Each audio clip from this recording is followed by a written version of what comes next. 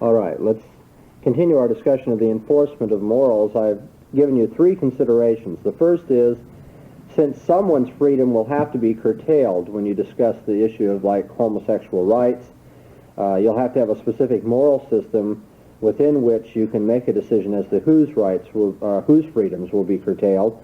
Secondly, the basic questions about law and society, the limits of coercion and the source of rights also call for a specific moral system, so you can distinguish between crime and punishment, and you can make legitimate decisions about how coercion should go. That's going to call for a moral system within which you can make these determinations. And then thirdly, if we try to follow the liberty ideal, we could still conclude that homosexuality violates the safety of individuals, that it's harmful to our society, and the acceptance of that point of view, it will turn out, will be dependent upon what moral system you're using when you look at the question. Okay. The next consideration is that the liberty ideal must be supplemented with a specific and discriminating moral framework. The liberty ideal must be supplemented with a specific, discriminating moral framework. And I'm going to give you three questions that will indicate that. We have to answer the question, how do we clarify the liberty ideal? What is it that will count as injury or harm? The liberty ideal says you can do whatever you want to do. You're free to do whatever you want as long as it doesn't injure other people, doesn't bring harm to other people. Well, the question is, how are we going to understand harm and injury in this context? What do we mean by injury and harm?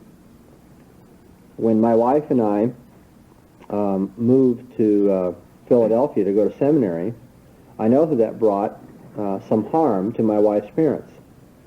They emotionally were not happy by the fact that their daughter was going to be so far away. Now, should the state have stepped in and forbidden me to go to seminary then? Well, I mean, on one open-ended interpretation of the liberty ideal, yes, because that's what harm means. You have to have an understanding, therefore, of a clarification of the concept of harm. What kind of harm is it that the state will not allow? Now, if I'm running a shoe store in town, let's say that I own, the Tyler shoe store, and I'm the only merchant in town, and I'm doing just great selling shoes, and I'm making just enough money to support my family with the business that comes to me here in the city of Tyler, and then somebody else moves to town and wants to open another shoe store. That's going to cause me injury, isn't it? It's going to draw away business. It's going to create a competitive situation. And if I lose that business, then I won't be able to support my family, at least in the style to which they've become accustomed.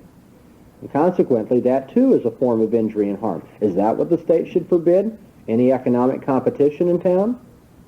Well, the liberty ideal, by way of these questions I'm trying to point out, the liberty ideal has got to be clarified. What kind of injury or harm are we talking about? Moreover, the liberty ideal must be made consistent.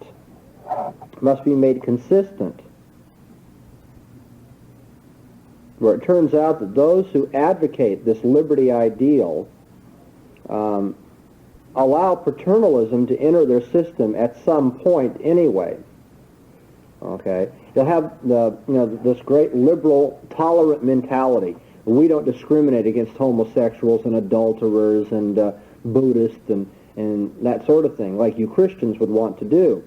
And yet, these liberals are also the ones who insist on the state stepping in when it comes to drug abuse, that the state should regulate, the sale of drugs so that people aren't abusing drugs. We'll say that children have to go to school and that we cannot perpetrate acts of cruelty against animals. Well, now, why not? Why shouldn't I be free to abuse my body with drugs? Why shouldn't why shouldn't a child be free to decide for himself whether he'll go to school or not? Why shouldn't we be allowed to kill animals and torture animals? Well, I think all of those are morally abhorrent myself, but so that's my morality. Why should my morality be enforced? You see, the liberal establishment that says they hold to this liberty ideal turns out to endorse paternalism at some points in their system anyway. You see, the paternalistic attitude is that the state should act as the father knows best agency. The pater, the father. And the state knows that it's better for children to be educated. The state knows that it's better for you not to abuse your body with drugs and so forth. And therefore, paternalism is allowed somewhere. And I'm saying that's inconsistent. The liberty ideal must have context of a consistent moral system within which you can make sense out of paternalism at some points, but liberty at other points. Then a third way of indicating the liberty ideal has to be supplemented is that it has to be made applicable. It has to be made applicable to cases that we're going to be disputing. According to the liberty ideal, if two adults are doing something and they are consenting to what they're doing, that should exonerate them of any guilt for things. But as a matter of fact, consent is not taken as an adequate defense in some cases. I mean, just prima facie, consent is not an exoneration of just anything you want to do. Let's say that a person is brought into court on a charge of engaging in sadomasochistic murder, where the party involved, the party that got killed, was consenting. And let's say it was a snuff film. It's actually so perverse, the person was being tortured to the point of death. But the person wanted to be to the point of death. Now, if we had the person who was guilty, who caused the other person's death, come into court and say, well, the other person was consenting, and that makes it all right, we wouldn't accept that as an adequate defense for taking another person's life. Consequently, I think the liberty ideal needs to be clarified, it needs to be made consistent, and it needs to be made applicable to cases in dispute. Is consent a sufficient defense in the case of homosexual perversion? Well, we have to have some moral system that's going to go beyond the liberty ideal to answer such a question. Okay, my fifth consideration against the liberty ideal is that, as a matter of fact, there are values beyond liberty which are prized by moral men. There are values going beyond liberty that moral men value. And in fact, for some of these values, moral men will even forfeit liberty for the sake of them. The values of justice or security, or the value of life and human dignity or interpersonal integrity. There are some people who would rather forfeit their liberty than to give up their security or to give up life or human dignity or integrity or what have you. And so the liberty ideal is going to have to reckon with that liberty is not the highest value for moral men.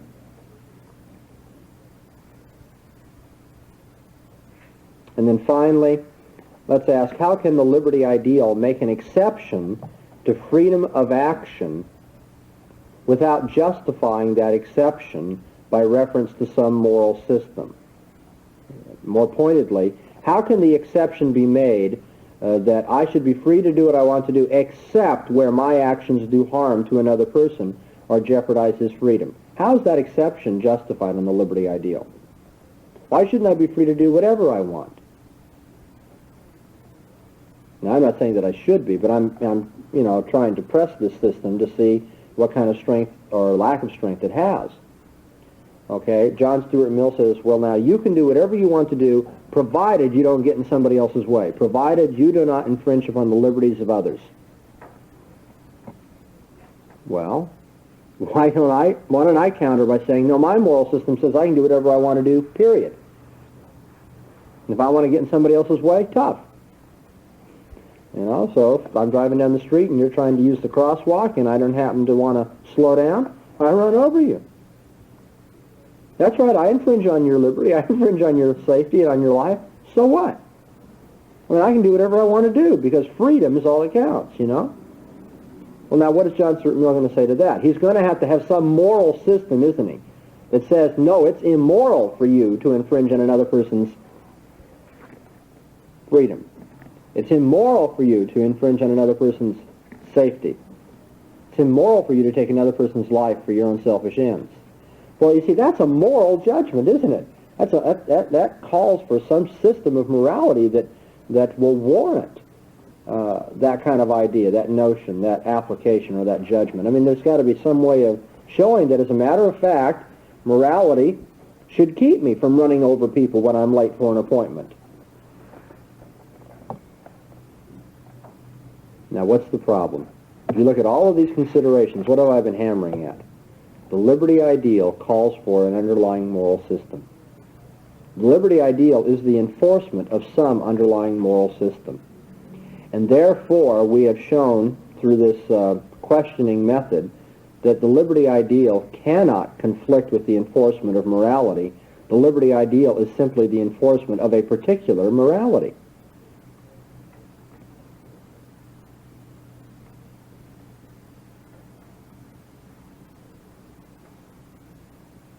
The liberty ideal cannot be utilized and cannot be justified apart from some underlying moral system.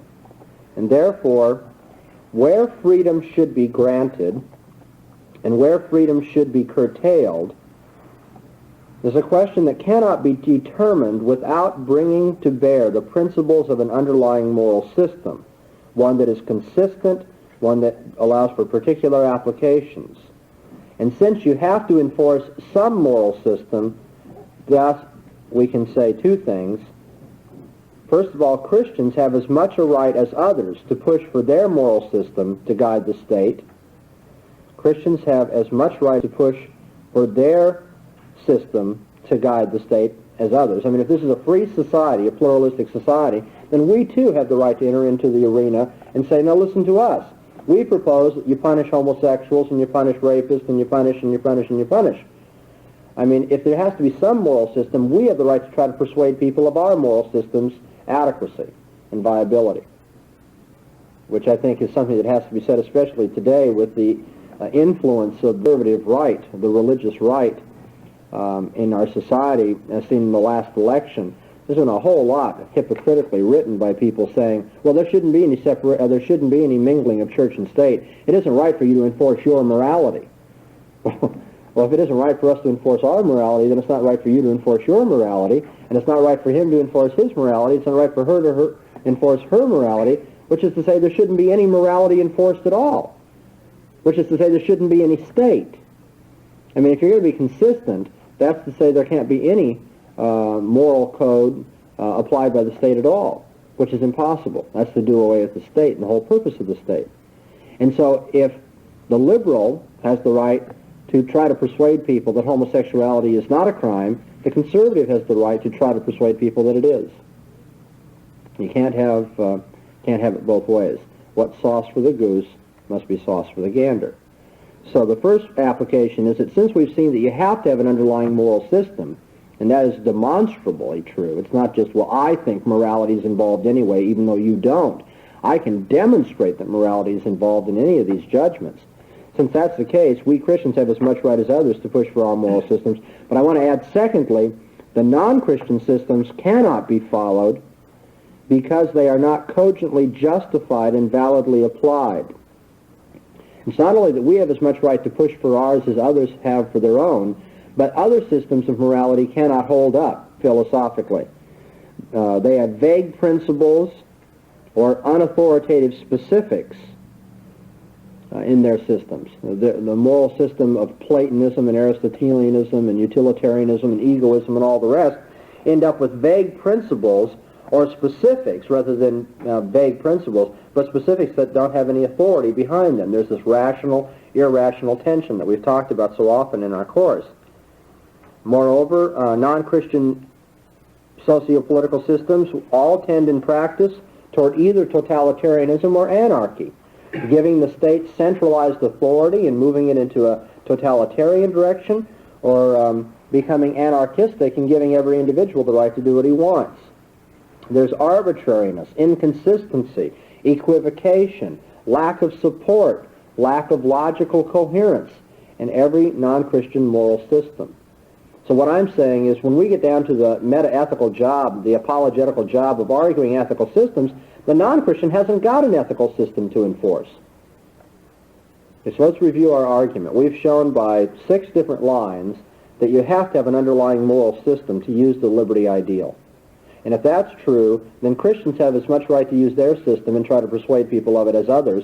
And thirdly, since the non-Christian doesn't have an underlying, consistent, viable, coherent, warranted moral system, that only Christians should be enforcing their system, philosophically speaking. We alone have the right to bring to bear our morality in the civil domain.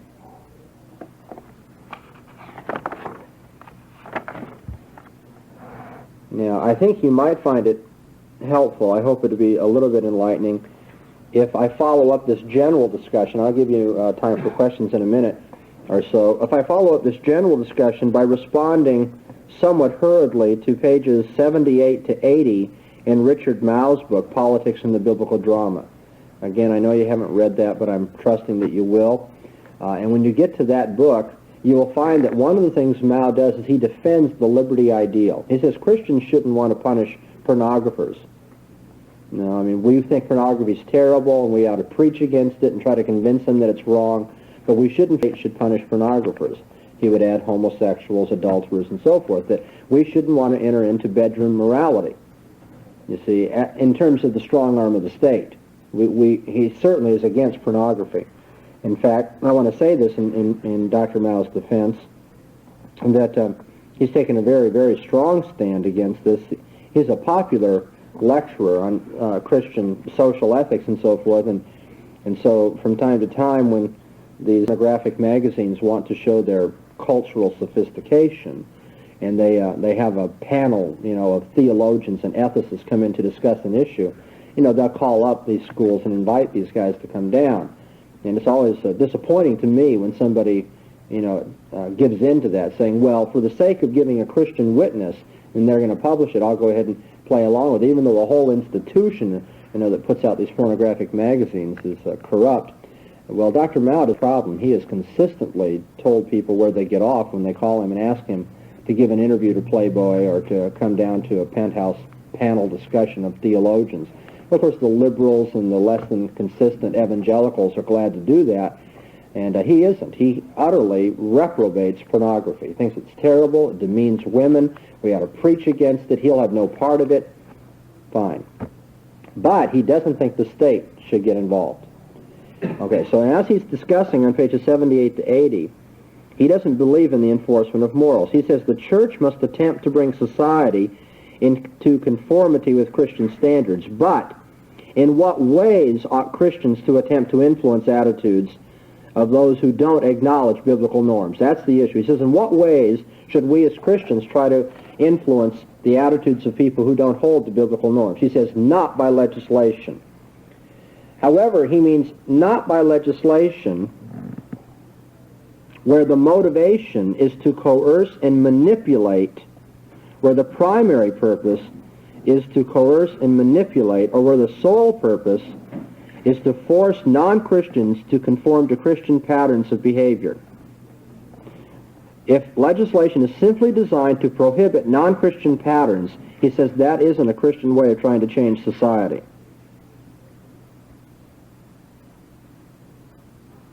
Well, let me answer, first of all, that this is somewhat ambiguous. What is the criterion of simplicity?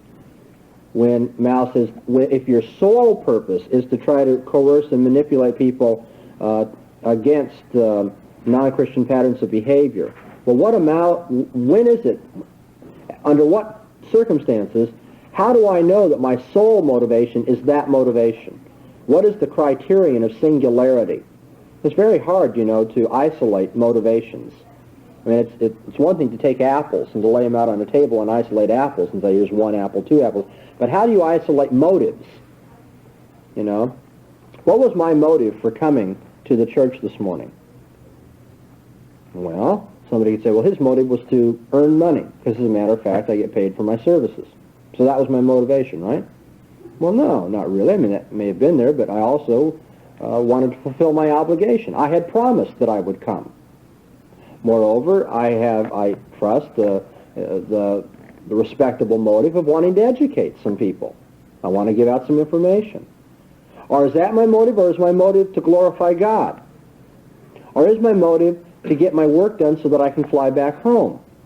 Well, I don't think it would be fair to say that I had one single motive. I'd say that at one time or another, all of these things entered into my mind, and as a complex of motivation, these things played upon me and got me down here to do my teaching today. So it's very hard to isolate motivation, and so when Mao says legislation is wrong when the sole motive is to manipulate people, well, when do we ever have just the sole motive of manipulating people? I mean, I could imagine a really extreme case where a legislator gets up and he says, well, I'm a Christian, and you know what I want to do today? I just want to push my weight around. I just want to tell people where they get off. And so I'm going to go pass a law that makes people do something. Well, I mean, maybe that's what Mao's talking about, but that's so unrealistic that it's not even helpful. Moreover, we have to ask this, does seeking justice constitute a purpose that we can count? What if somebody says, okay, I'm passing a law against homosexual behavior, and I'm asked, what is your motivation? And I say, justice. I'm seeking justice for my society. Will that count as a motivation? Well, if it does count as a motivation, then this issue is, it seems to me, completely unhelpful as to what my motivation is. Because the whole issue is, what is justice then? And if it doesn't count as a motivation, I don't know what to make of the fact that oftentimes we support laws which we ourselves recognize are uncomfortable or unpleasant or unpopular, but we do so just because we think it's right. I mean, that's a motivation too, and I don't think Mao can deal with that. You notice here that Mao also wants to distinguish between the effective coercion and the desire to coerce. Apparently, coercing people is not wrong as long as you didn't desire to coerce them, since motivation is the key point, and I think that's a questionable assumption. Okay, well then he goes on and he gets a little clearer. He says, well, we shouldn't push for legislation to enforce Christian morality except, I quote, when it infringes seriously on the genuine rights of others. Not when, here's a time when we shouldn't do it, we shouldn't push for legislation when the Christian is the, when the subject himself is the only one oppressed by his actions. That is, if the only harm is being done to the person engaged in this action, and he's not hurting anybody, we shouldn't press for legislation, Mao says. Well, we need a standard for all of that, don't we? What amounts to serious infringement on the rights of others? What amounts to the genuine rights of others? And what is, in fact, a victimless crime? I think there are victimless crimes. I think there are some things that hurt only the people that engage in them. For instance, anger. If anger, is expressed or leads to outward action, it might hurt other people. But anger is a debilitating emotion for the person. So there is such a thing as a victimless sin. That is, the only person victimized is the individual. But is it true that God only calls for the state to punish such cases? And what are the true cases of victimless sins? Is homosexuality a victimless sin? Well, I've argued that it victimizes our society in a number of ways, and we have to deal with that. Well, why is it that Mao opposes the idea of the enforcement of morals? He says, on Christian standards, people must freely offer their lives in service to God. Then, Christian morality calls for people freely doing so. We must have a desire that human beings be free to pursue the interests and projects that flow from their fundamental life commitments, however regrettable we may see those life commitments. For God exhibits respect for the actual choices of other creatures, even if they are regrettable choices in the eyes of God. And so, as God avoids coercive lordship and vindictive manipulation of people, then we must avoid coercive lordship and vindictive manipulation. Well, let's remember that vindictiveness aside, that's, of course, importing a motivation that doesn't have to be part of our motivation. God does coerce people. God brings about his will on earth despite the opposition of men. In fact, God tells magistrates to execute his wrath on evildoers. That's coercion. I mean, what if a murderer were brought before the magistrate and he said, no, look, you're trying to coerce me into a Christian lifestyle. I like murder. You don't like murder, but hey, you can't tell me what to do. Now, even Mao would say God has given the magistrate the right to coerce that man into a different lifestyle. In fact, we would say to coerce him out of this life altogether because of the fact that he's taken unjustly, he's taken other lives. Well, if God allows coercion at some points, then the issue is how far is the coercion to go? And this whole question about God exhibiting respect for the choices of others, people must freely do what is their fundamental life commitment, that's irrelevant because there are certain free decisions coming from life commitments that God does not honor.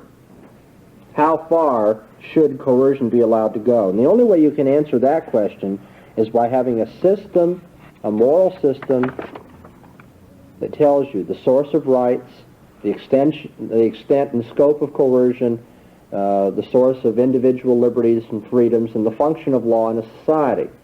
As Christians, our system tells us you can punish homosexuals. We've argued that on a theonomic basis because the law of God tells us that you can punish homosexuals.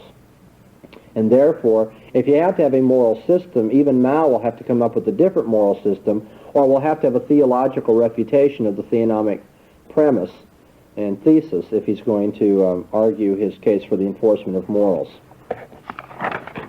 Well, I have a good deal more written down here about the enforcement of morals in Mao's discussion, but I hope I've said enough that as you read it, you'll be guided in your reaction to it and you'll know how to respond. I think I can let the rest go. In fact, I will, so that we can take up another question before we get done with this lecture hour. And then in the last lecture hour today, we'll talk about capital punishment.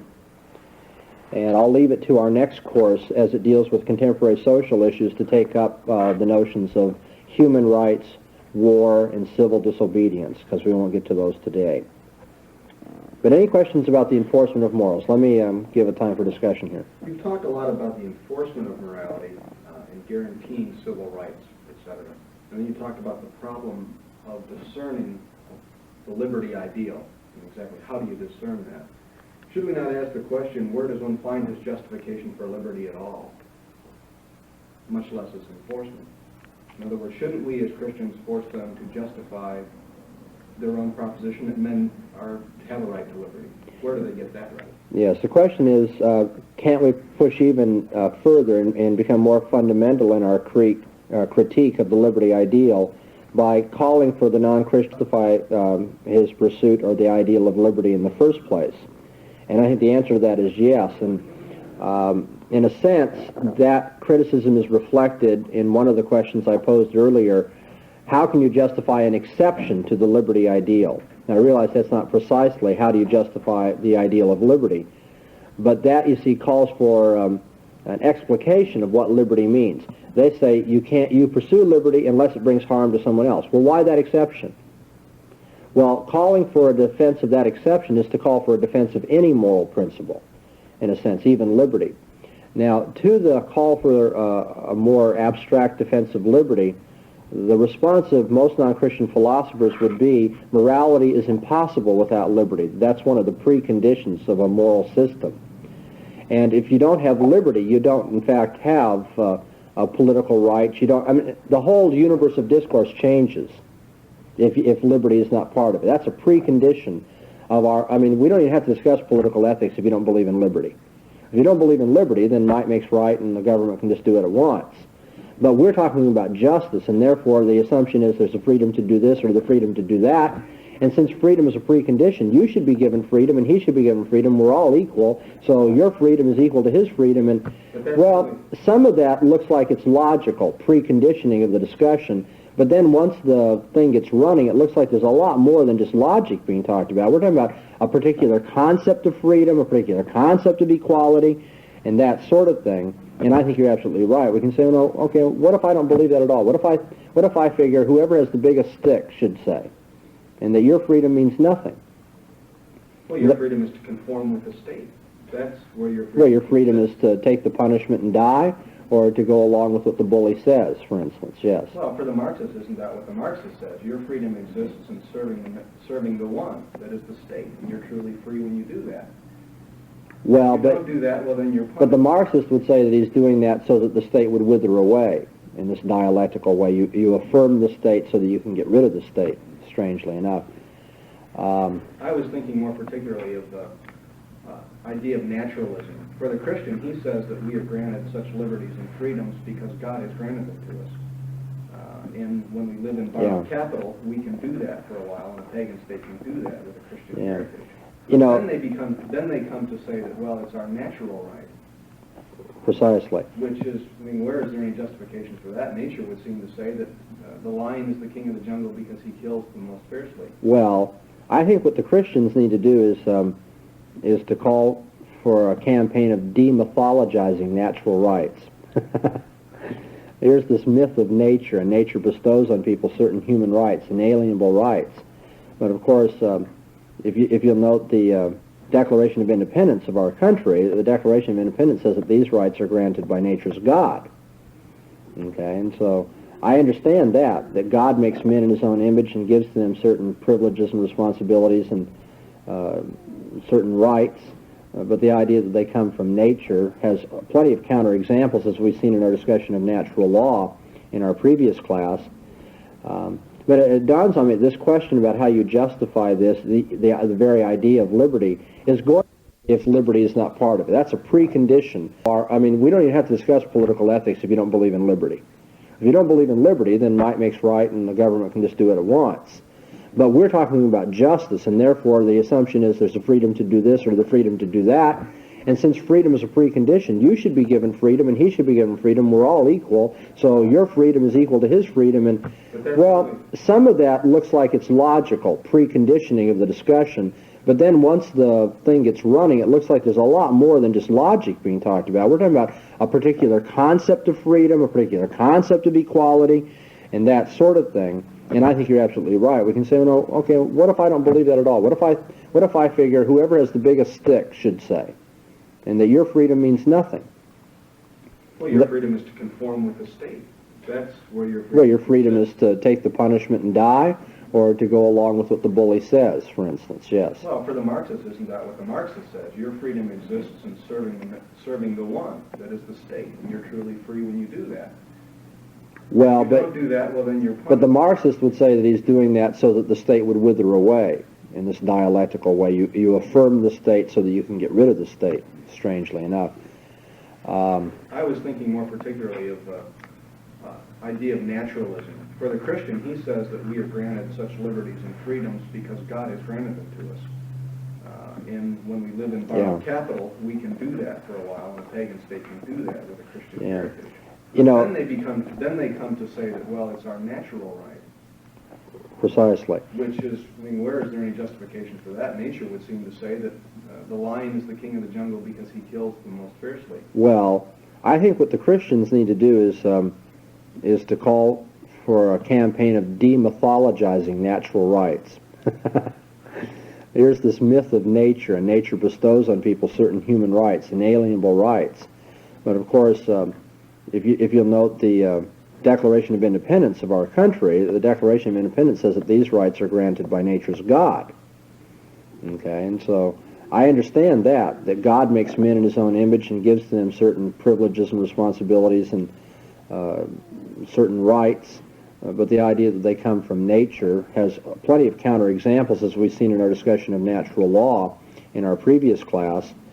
But it dawns on me, this question about how you justify this, the very idea of liberty, is going to reoccur when I discuss human rights in our next course, and so we'll have more opportunity to get into that. But you're certainly right that we can press even further beyond what I've been saying and ask people, well, now, why should we even believe in liberty? And I think we should, but we as Christians have a reason. What reason have you got to offer? Other questions on the enforcement of morality? This would be an interesting question for you to pursue, or a good test for how well you understand this issue. Try to go home and explain this to your roommate or to your wife or what have you. Do we believe in the enforcement of morals? You know, draw fine distinctions, define your terms, and defend your position, give warrant for it. There's a sense in which we do, a sense in which we don't. I don't believe in enforcing dietary morals. Okay, if somebody wants to overeat hot fudge sundaes, I believe that's his freedom. I don't think the state should do anything about it. But I do think I can enforce sexual morality. Okay, what about acts between consenting married adults. Does the state have anything to say about sexual perversion among a couple, or is it the very idea of sexual perversion by definition wrong when you're talking about a married couple?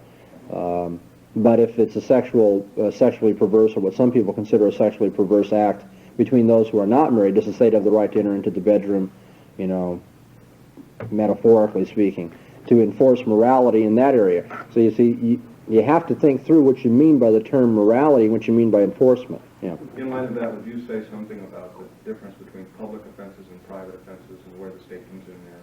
Yeah, as I said before, we have to draw a distinction between sin and crime. Not all sins are punishable by the state, and when they are punishable by the state, they become crimes. And I remember when I was arguing in my presbytery once for a particular position on homosexuality, that somebody who doesn't like the theonomic point of view said, well, how do you distinguish between sin and crime? Just how do we know what's a sin and what's a crime? And I said, well, the answer to that's very simple. When the Word of God says it's punishable by the state, it becomes a crime. I mean, this is such a simple position, it's almost, how did anybody miss it, right? Because that's how I define crime. Crime is a sin punishable by the state. Well, what is punishable by the state? Punishable means legitimately punishable, obviously. The state can punish anything. It could try to punish even the thoughts in my mind. But by punishable, I mean God has allowed the state to punish it.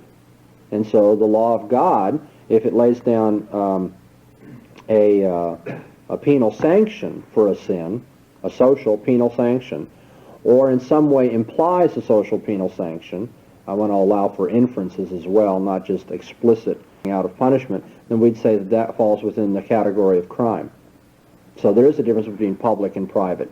And the private is those things which are not punishable by the state. Here's an interesting question. Is there such a sin that is so are there sins, or even a sin, which are so private that no body of men can punish? And here I'm thinking about ecclesiastical discipline. We would say that the state cannot punish overeating. I would maintain the church can. The church can say, you are abusing your body. You are not taking care of your health needs. And although it's one of the furthest things from what the church in practice is doing today, in theory we should say that a good church with good elders are going to take concern for the physical well-being of their people, and they could actually discipline somebody for not taking care of their eating habits, their weight, and so forth. That's a sin that the church could discipline, but the state ought not to discipline because God hasn't given permission to do so. So the question is there any sin that the church cannot discipline? Now, there are some sins that the church might never know about. Okay? Let's say that I have this lust in my heart for some particular woman, and that's not shared with anybody. Nobody ever knows about it. Well, obviously, you can't punish what you don't know about. But what if it did come out? What if I admit it? Or what if I admit it? I've hated this person for 30 years, and I just can't stand him, and I never want to be in the same room with him. Now, could the elders call you before them and counsel you and try to take care of this and try to bring about your repentance? I think so.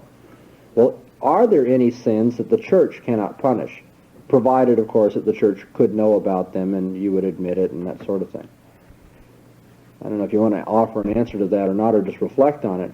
But there's certainly a difference between the church and the state there, because there's plenty of things the state cannot discipline. Yes? Would you comment on the slogan, you can't legislate morality?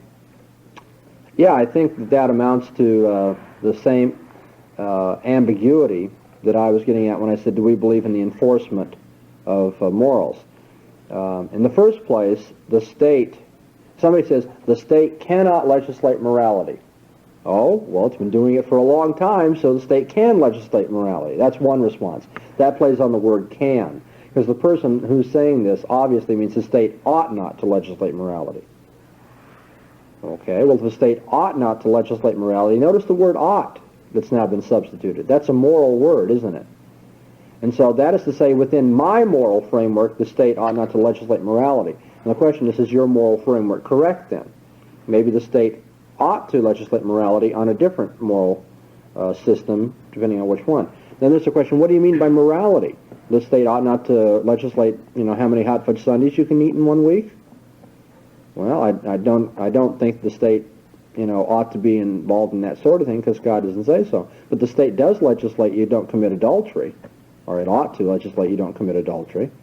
And so there, it's a question of what kind of morality, private or public, and then how do you distinguish between private and public? The Christian has a ready answer to that. God did it for us. We don't have to have some abstract rational principle that we go and follow and try to figure out empirically in each particular case, is this a private or public offense? God simply told us, this one's public because the magistrate's going to punish it. And then finally, it also turns out to be the case with that slogan that the state, whenever it makes a law, is legislating morality, because by morality we mean, the following or the failure to follow, the violation of law. And so the state, by making laws, is setting up the conditions of civil morality. And one almost could ask with bewilderment, what's the alternative? How could you have a civil morality if you didn't have a state setting up laws? And so with the idea that the state can't legislate morality, I think you have to start looking at each word and considering, options for interpretation.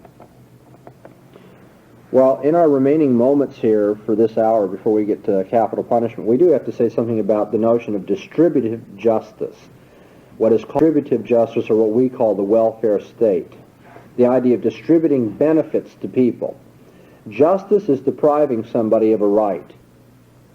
It is held by many people that individuals have a right to, say, medical benefits, or to a guaranteed annual income, or to support if they're disabled, on and on and on. Since people have that benefit right, it is unjust of the state not to provide these things, and then justice calls for doing these things in an equitable way. How do we distribute the benefits to people, the benefits of education, or fire insurance, or medical insurance, or disability pay, or unemployment compensation? How should these things be distributed? What does justice demand with respect to these questions? It's a question of welfare. And I really wish I had time to go over this more than I do, but let me summarize. When we say that someone has a right to X, a right to X means that you are licensed in the use, enjoyment, and expectation of X, and that there are obligations on the part of others to perform those actions which the right involves, and or to refrain from those actions which would prevent the exercise of that right. If you have a right to X, let's say you have a right to free speech, that means you are licensed in the use, enjoyment, and expectation of free speech, and that others have the obligation to perform those actions which the right to free speech involves, or to refrain from actions which would prevent the exercise of your right to free speech. And so a right, notice, licenses you to do things and lays an obligation upon others. Okay. Now, when we speak of freedom rights, the duty that is laid upon others is the duty of forbearance, the duty of refraining from interference. So that if I have the freedom right of speech, that means you have the duty to forbear me when I speak. Okay? A benefit right, on the other hand, puts a duty of provision upon other people. If I have a benefit right to welfare, that means somebody has the duty to provide my welfare. So there's a difference between the duty of forbearance and the duty of provision, following from freedom rights and benefit rights, respectively. Now, Abbott argues in his book, in his chapter on the distribution of justice, that equalities must be protected. Equalities must be protected. Pages 116 and 117. He speaks of procedural equality. We must treat like cases coming under accepted rules as alike, so that, if you're accused of stealing, the way they handle your case should be the way they handle somebody else's case if they're accused of stealing. So there's procedural equality. Secondly, he speaks of political equality. One person's freedom is as valuable as another person's freedom. If a case can be made for the inability of some groups to exercise such influence, for example, children or the mentally ill, unequal access may be justified. But apart from such cases, your access to political processes should be the same as anybody else's. So that a denial of voting rights, a denial of representation, denial of political office to women, the denial of political office to racial minorities and so forth, is the denial of political equality. So he speaks first of all of procedural equality, everybody being treated alike before the law, political equality, everybody having the same access to political means, and then thirdly, he speaks of equality of opportunity. He says when a rule, if applied fairly, and even if it does not deny political equality, still has the effect of denying some people access to or share in essential social goods, this rule is thought to create unjustified inequalities. And so what he's dealing here is with the concept of equality of opportunity. The principle involved is that each person's welfare is to count no more than another's welfare. Okay, and then he adds, there can be little doubt that people do make many claims of equality along these lines. Further, they argue that it is ordinarily the business of the state to try to remedy the situation in some way by enforcing, underwriting, and even actually redistributing goods to remedy the inequalities. Okay, so the equalities to be protected in our discussion of justice here are the equality, procedural equalities, political equalities, and then equality of opportunity. Now, equal opportunity tends to lead to the view that wealth needs to be redistributed. If people are going to have the same opportunities as other people, then they're going to have to be in the same general financial condition as other people. Okay? Now, does a poor Negro child growing up in a ghetto with a mother who is not able to work and a father who is left home, does he have equal opportunity to go to Harvard along with somebody who was raised in a wealthy Boston family that has influence? Is there equality of opportunity there or not? Well, people who say, no, there is not equality of opportunity, would then say there must be some form of redistribution of the wealth. And that redistribution takes place by the wealthy Boston family being taxed in such a way as to underwrite an affirmative action program where the young black child can go to college. Okay. Abbott points out that the redistribution of wealth in order to achieve equality of opportunity, first of all, involves the positive introduction of newly created inequalities in order to remedy some other inequality. He says it isn't as though you're going to get rid of inequality, it's just that you're going to prefer one form of inequality to another. The inequality that says the rich family's got to pay so many thousands of dollars in taxes, whereas the black family doesn't. And so what you do is you're just introducing a new form of inequality. Secondly, he says a state that enforces this redistribution of an inequality is bound to violate the rights of individuals. Thirdly, to impose some distributional pattern is to deny people the right to choose what ends they shall pursue and how they will pursue them. Let's say that the state decides the distribution should be according to this pattern, okay, and they've got this so much money for this person, so much money for this, so much money for this. Well, now, what if the person being taxed doesn't choose those goals for his life and the use of his money? What if he chooses to have a different type of goal, a selfish goal in life or something?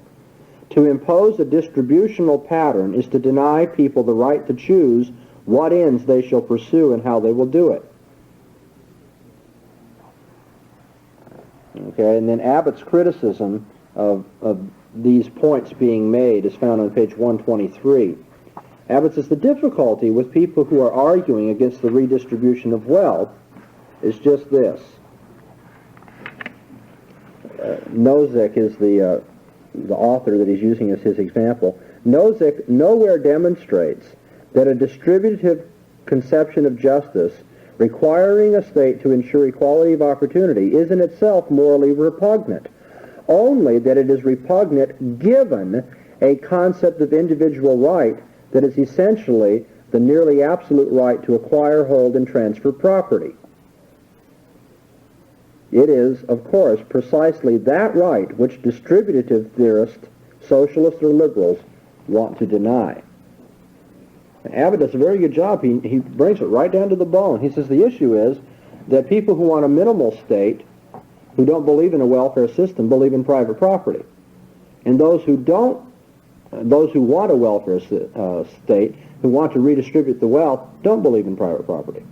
They don't believe that's an absolute right. And so there you have it. So Abbott's point is that the criticism of the redistribution of wealth and distributive justice assumes private property. Now then,